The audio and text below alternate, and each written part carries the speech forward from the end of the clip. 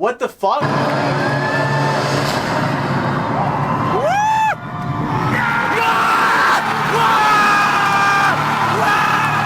After an entire decade, the DCEU is finally dead, and honestly, I'm heartbroken. Originally, this was just gonna be a quick shitpost, so I have the excuse to put up a bunch of funny Snyder clips, but then I realized something horrible. I kind of care about this. Also, I'm gonna play them anyway. When DC was in the darkest day, one man stood up among the fray. His name was Snyder.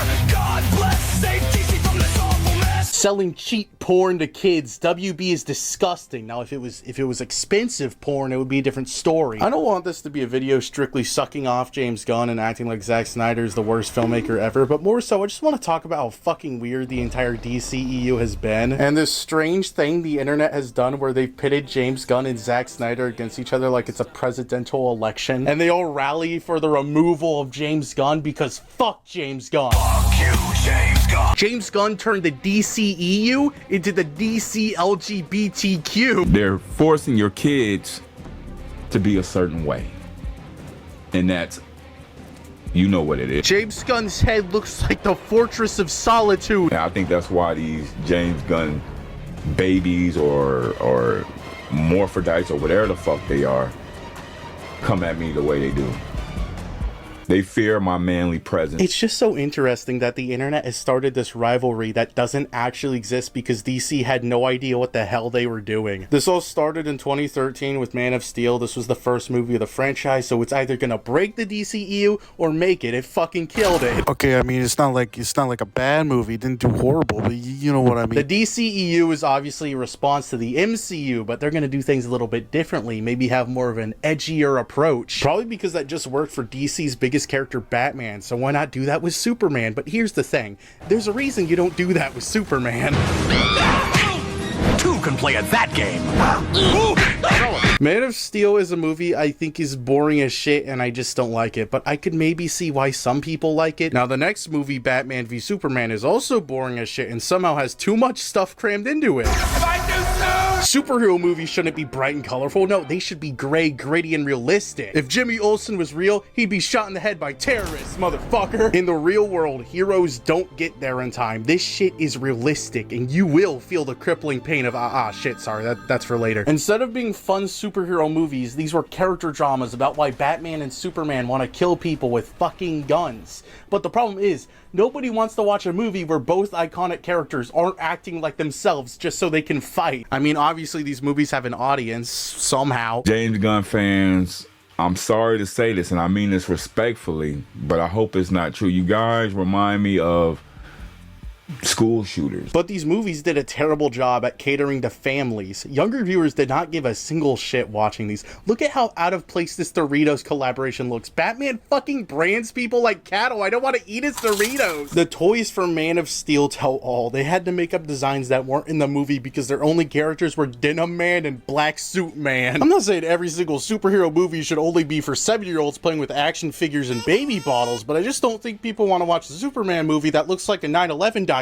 And giving it the visual style that makes it look like footage of the Holocaust is really a bold choice. And let me be clear, I'm not only blaming Zack Snyder for this. They wanted this dark tone. They didn't get Zack Snyder to make Mary fucking Poppins. They got him to make a dark movie and just threw him under the bus when it didn't work. You can't say this is all on Snyder when he didn't even write the goddamn movies. David S. Goyer wrote Man of Steel and Batman v Superman with Chris Terrio, with Chris then going to Justice League with story help from Snyder. Then it was spliced up in... Oh no, it's Joss Whedon. My point is Zack Snyder had a role in the story, but it is not solely his fault for it. And I think he can direct well. The problem is he was partnered with the worst writers ever. Why did you say that name? In fact, the one movie he seemed to have the largest role in writing, Zack Snyder's Justice League, was actually the best movie from this trilogy. I still don't like his style, and as the director, it's his job to make the movies, you know, good. The guy has also said some weird shit that makes it clear some of this is his fault, like saying he wanted Justice League to be fucking black and white, or this really strange interview where he says Batman could get raped in prison in his films. I guess they always reuse this idea for Joker 2, you know, Zack Snyder is the blueprint after all. DC hired a man that only likes Watchmen to make 3 movies about Superman and Batman. This was the only outcome. On Batman or Superman or any of superheroes and how they're just like sort of turned around whether it's like through sexual fetish or fighting, like actually killing guys they fight, like stuff like that. But it's unfair to blame it all on him when the real person writing this shit also wrote The Rise of Skywalker, which is potentially the worst film ever made. This left the DCEU with a bunch of structure issues, like nobody really likes Superman. Batman fucking kills people. You know that wacky gadget Batman always pulls off his bat belt, the fucking bat branding iron? I perceive it as not him killing directly.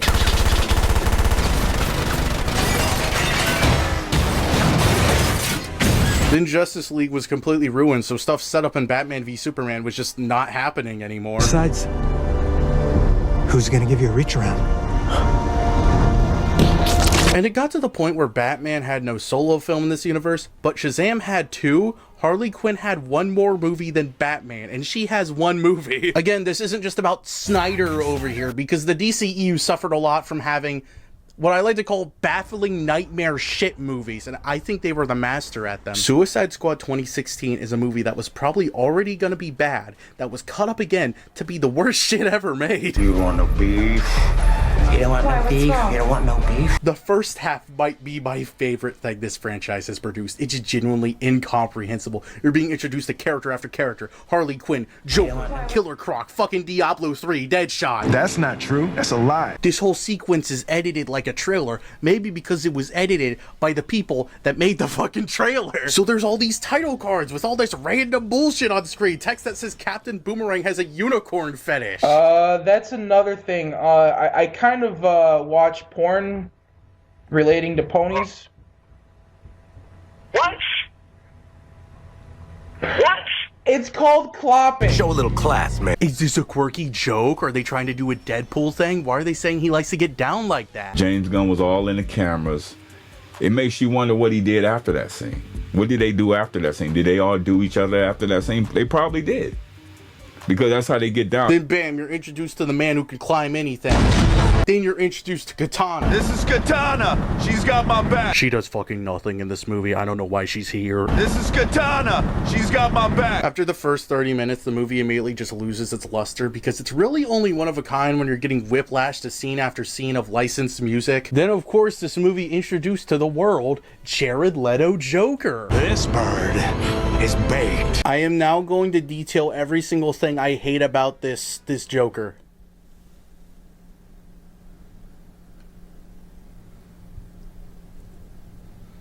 Jared Leto famously mailed the other actors of the movie used condoms and apparently a dead fucking pig, all in the name of method acting, because that's what the Joker does, because the Joker's crazy.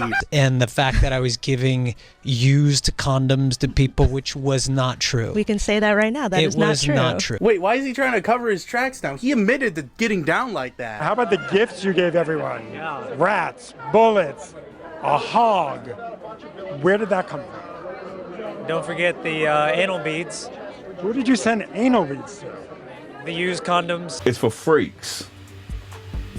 It's for a family full of freaks. Now, if you get down like that... Joss Whedon's Justice League is another movie I would fit into this category, but definitely less shocking, more like, oh shit, this just sucks. I like that for some reason. The Flash is the godfather of baffling nightmare shit movies. I will never forget seeing this movie for the first time, hearing about the movie's disastrous behind the scenes, the fact that the main star of the movie wasn't allowed to be part of the press tour, and it just led to me bursting out laughing whenever the Flash started running and it looks like this. I tried so hard to stop laughing, but then immediately felt a wave of comfort whenever the group behind us also started laughing. Nobody in this theater likes this shit. This movie feels like what people say James Gunn movies are like, and to be fair, that sicko said this is one of the best superhero movies of all time, so maybe the Snyder fans are right about him. You would expect the movie's message to be never give up hope or something, but no, the Flash just fails like twice and gives up immediately. And we can save them. No, we can't. This world dies.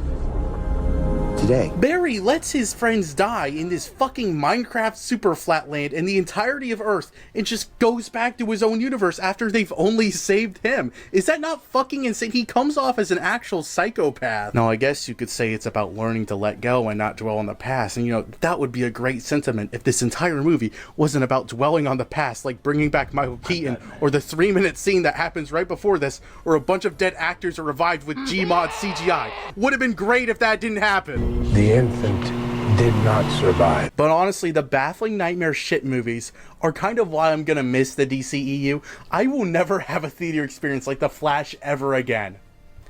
Maybe Avengers Doomsday. But there are some parts of the DCEU that I think are genuinely good. Shazam, and that's pretty much it. We're superheroes. I'm gay. Hollywood is coming for your kids. I don't really care for the Wonder Womans and the Aquamans. I think the Snyder Cut has good scenes, but it's way too fucking long. But Shazam, as in only the first Shazam, I'm gonna miss it.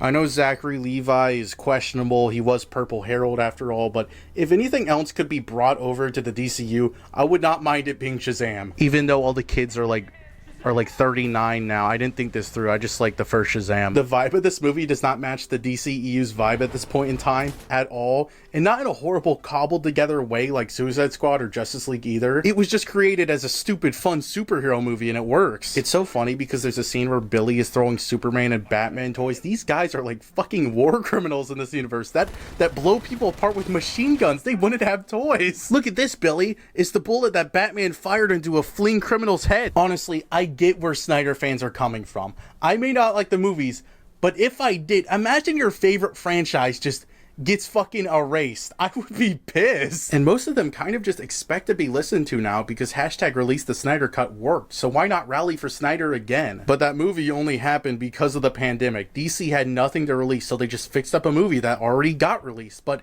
in doing so, they actually gave a rabid fan base exactly what they wanted. And when you end your 4-hour movie with like 30 minutes of post-credit scenes teasing what's to never come, people are gonna want more.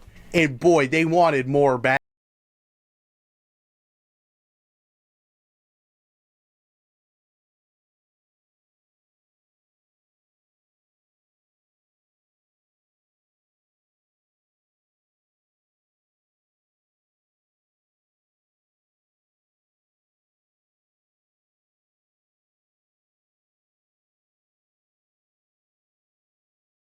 Ever since James Gunn has taken over, this insane, almost cultish fan base has started protesting in the funniest ways possible. Most of this has happened on r/Zack Snyder, and honestly, it's kind of hard to tell what's real and what's just ironic.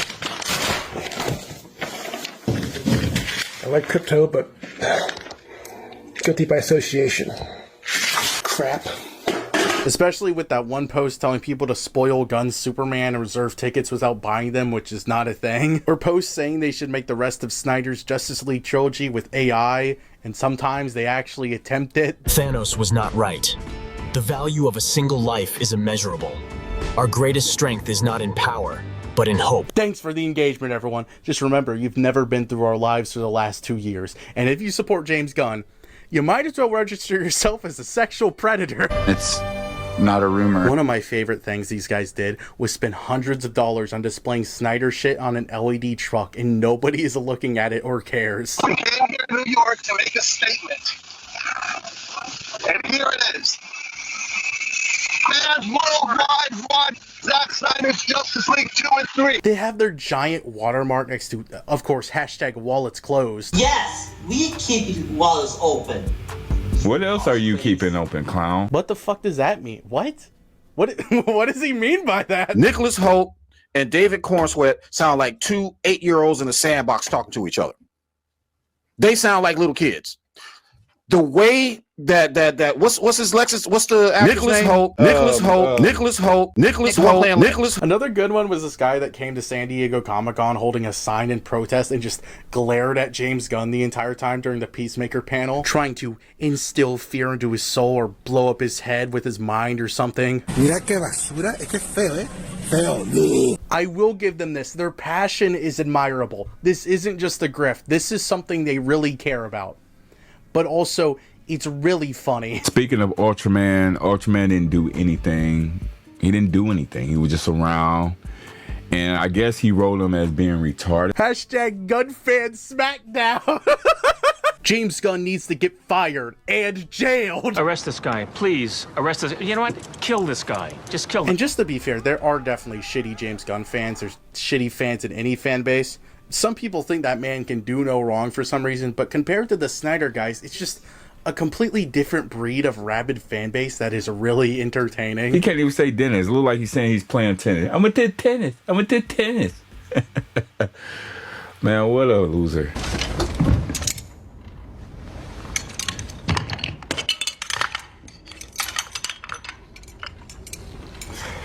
So I have a really weird update about this guy. I was just messing around with my dear friend Bulbasquirtle on YouTube.com, and he decided to leave this comment just completely lying and saying his son was shown the first episode of Peacemaker Season 2. And somehow this guy actually thought it was real and mentioned it in a video. I have a person that commented, I think he's a teacher or something like that, and he said he watched Peacemaker with his class.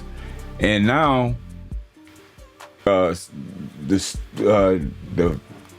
parents is trying to sue the teachers because of that orgy scene. His one thing is making news videos about the Snyderverse, and he doesn't do research. He just made half of that up too. It wasn't even in the comments. Now, there's no actual way of telling what their real relationship is, I guess, but all clues point to Zack Snyder and James Gunn being really good friends, so this whole thing is really funny. Peacemaker Season 2 discourse is about Snyder. Superman's entire marketing and discourse was about Snyder. The Flash, Black Adam, and all of the discourse was about Snyder. It's always about Snyder. This whole thing, all of this,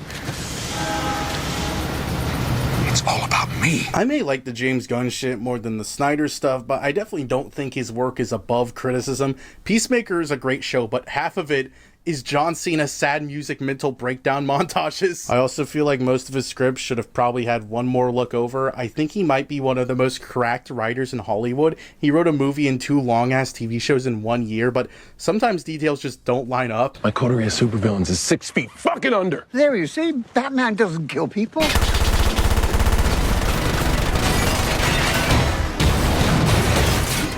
James also said video games will be a canon part of this universe, and that kind of just sounds like a terrible idea and really limits what you can do with that game. But hey, I mean, it's probably going to be better than whatever the fuck DC is doing with games right now. And lastly, I think he's definitely in the position to release Batgirl, but just won't. And honestly, I get it. It's kind of like a Snyder Cut thing where that movie probably teases a bunch of shit that will never happen. But an entire movie was finished and then scrapped and swept under the rug. I feel like the people who worked on it deserve to see it through. Also, maybe just like give Brendan Fraser a new role. That was going to be part of his big comeback. Come on. The DCEU switch is confusing, yes, but I respect him for using the secret weapon known as who cares, whatever. It's kind of convoluted, but there really is no point in throwing away some of these castings that there's nothing wrong with, like Amanda Waller, Rick Flag, and all of the Peacemaker characters. Yet I mowed those white hooded fuckers down. If we get wonton tacos, mozzarella sticks, and boneless wings, we might end up in a free tandem bike accident. DC has always been on life support, so you might as well have fun with it and start pressing all the buttons. Okay, so what was the point of all of this? I don't really know. I kind of just wanted to rant about the DCEU because it seemed like a good opportunity, and that's it. But it's just so interesting to me that DC has mismanaged this entire thing so bad that there's 2 different audiences that want 2 different things completely. And most of them have gone fucking insane. Fuck you, James Gunn.